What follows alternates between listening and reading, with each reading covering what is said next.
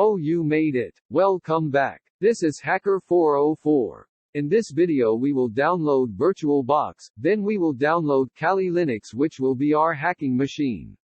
Before starting downloading and installing, what is VirtualBox?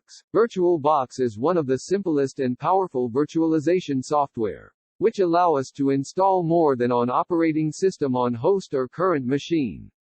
Enough talking. Let us download this powerful software. Go to Google, then write down VirtualBox on the search bar. Then click on the first option, this which is virtualbox.org.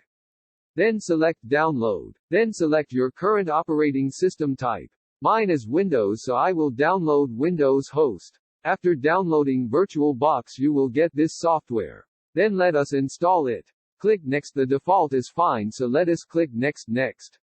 Then finish the setup. Now let us download Kali Linux. Go to kali.org. Then click on the download icon of the middle package, or you can get the torrent link from the middle button of the middle package. I go with direct download. You can choose which is fast for you. Thank you for visiting my channel. Next we will install Kali Linux on the VirtualBox. See you then. If you are not subscribed yet, subscribe and support me to make more videos.